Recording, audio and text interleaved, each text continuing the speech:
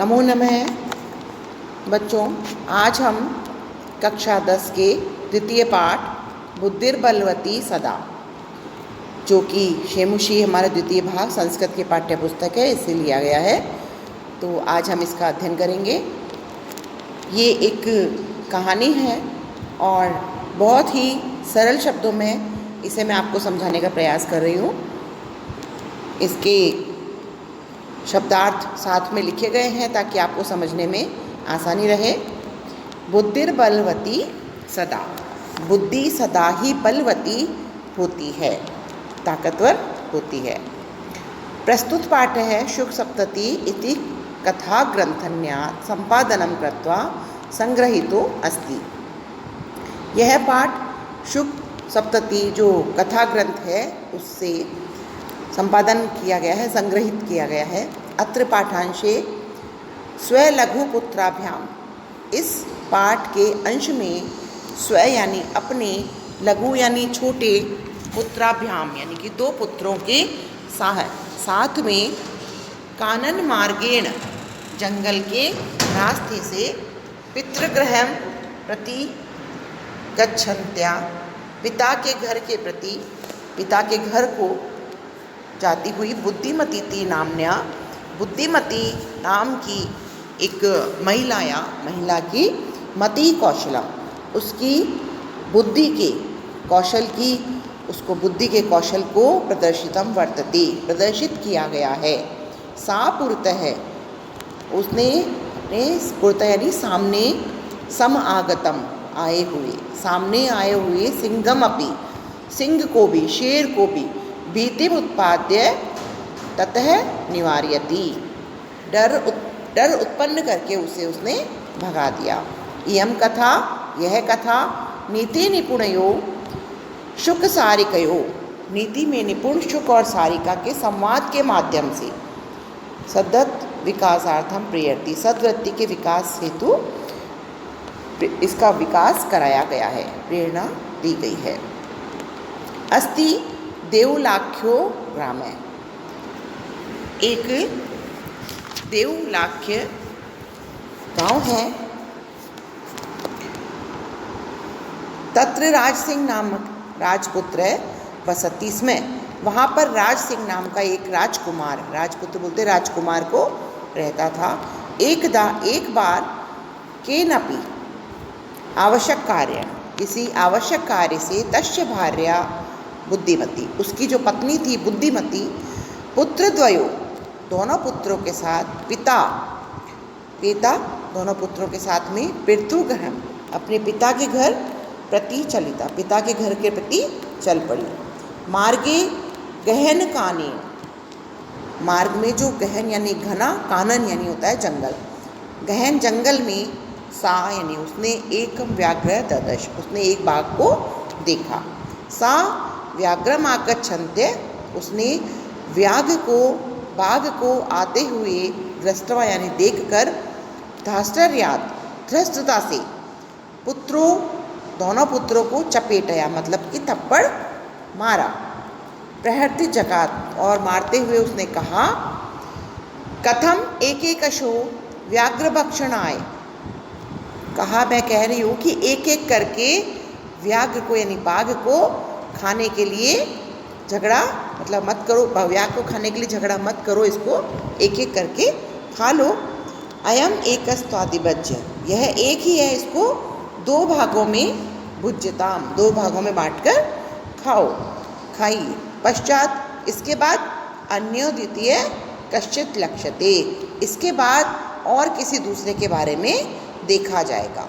उसने कहा कि अभी एक ही व्याघ्र है सामने, इसको एक एक करके और आपस में बांट के खा लो, दो भागों में बांट के।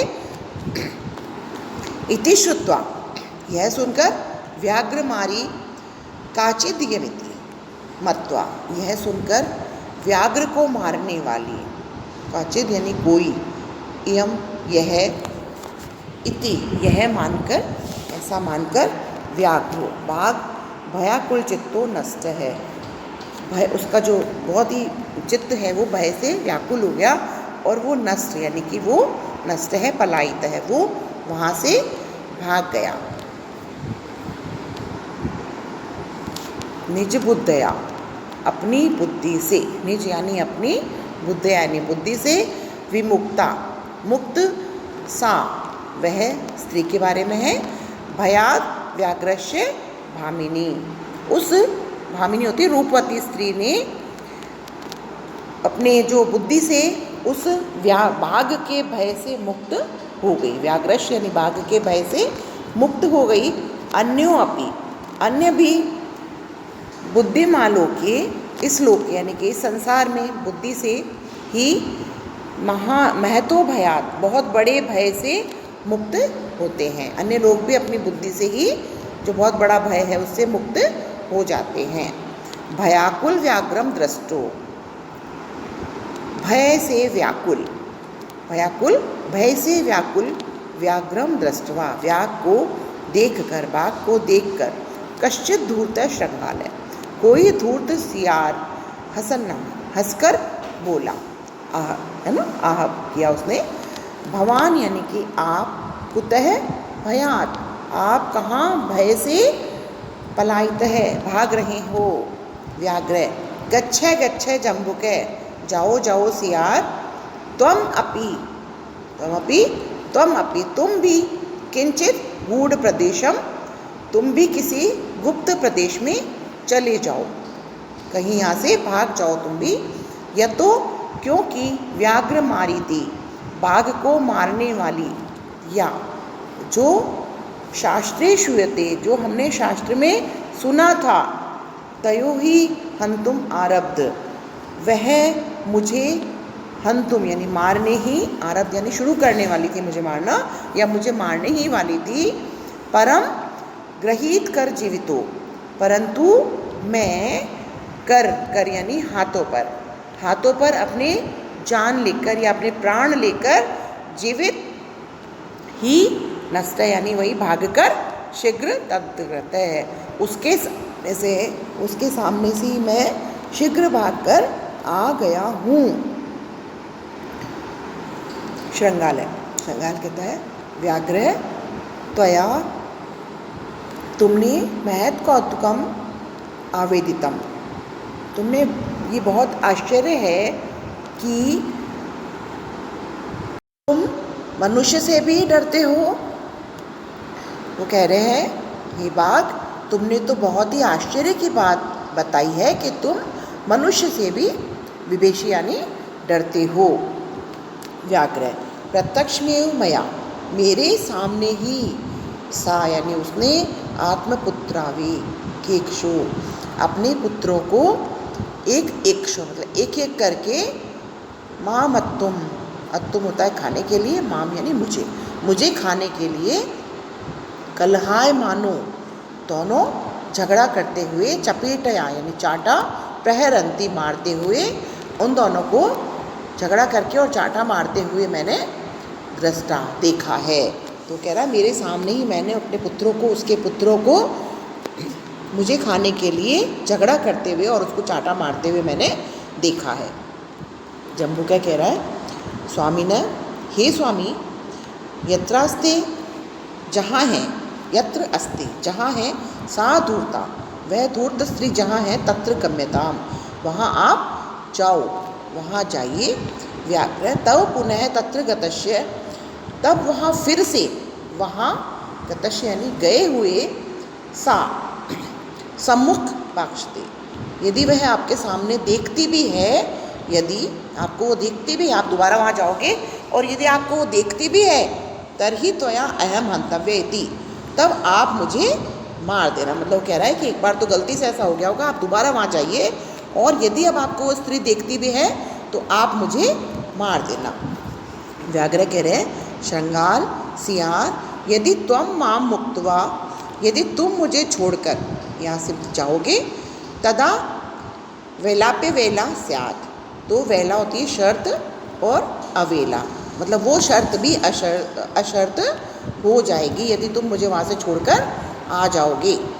तो जम्बुक सियार कहता है, यदि एवं तरही माम निज गले बद्ध्वा चल सत्वरम, वो कह रहा है यदि एवं ऐसा ही है, तरही यानी तो, मुझे निज गले, अपने गले में, बद्ध्वा यानी बांधकर, स त्वरम जल्दी चलो, स व्याघ्र तथा कृत्वा, तो वो व्याघ जो है बाघ है वैसा ही करके, गले में बांध के उसको कानन ययो, कानन में गया, जंगल में गया।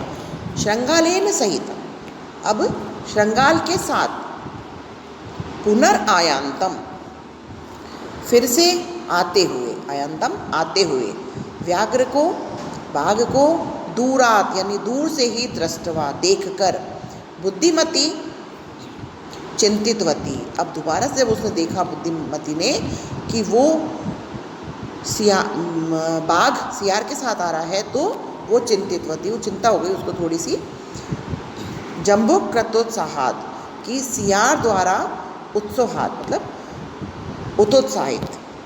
उत्साहित किए गए, व्याघ्रात बाघ से, क्योंकि सियार ने उसको उत्साहित किया है। अब इस व्याघ्र से कैसे मुक्त हुआ जाए, मुच्यताम, कथम मुच्यताम, कैसे मुक्त हुआ जाए। परम, लेकिन प्रत्युन्नोत्पत्ति की, प्रति उत्पन्न, मिति मतलब जो तुरंत से उत्पन्न होती है हम बुद्धि, जो उसको जल्दी उसकी बुद्धि उत्पन्न हुई एकदम से, प्रत्युत्तर, सा वह जम्बुकम पाक्षिन्ते पंत, जम्बुक सियार के आक्षेप होता है आक्षेप करते हुए, मतलब उसको इल्ज़ाम लगाते हुए, तो उसने क्या किया, जम्बुक पे आक्षेप करते हुए, अंगुल्या अपनी अंगुली से, तर्जन्यवाचम तर्जनी अंगुली से उसको दिखाते हुए कहा, इशारा करते हुए कहा। उसने जैसे उसकी उत्पन्न हुई मति, और उसने जम्बुक को अपनी अंगुली दिखाते हुए और उस पर इल्ज़ाम लगाते हुए, आक्षेप करती हुई उसने कहा, रे धूर्त, अरे धूर्त, त्वया दत्तम महम व्याघ्र तयम पुरा, व्याघ्र यानी बाघ, तयम 3, पुरा यानी पहले, है ना, मैं यानी मुझे, और दिए, दत्तम यानी दिए, कि हे धूर्त, तुमने पहले मुझे 3 बाघ दोगे, विश्वास अद्य एकम आनीय, विश्वास दिलाकर, अद्य एक, आज एक, है ना, आज एकम आनीय लाकर, आज एक ही लाकर, कथम यासी वद अधुना, कहाँ जा रहे हो, अब बोलो। तो कह रही तुमने मुझे कहा था कि तुम पहले कहा था कि तुम 3 बाघ मुझे लाकर दोगे, और आज तुम विश्वास दिलाकर, अद्य एकम आनीय, आज एक ही लाकर, और अब तुम कहाँ जा रहे हो।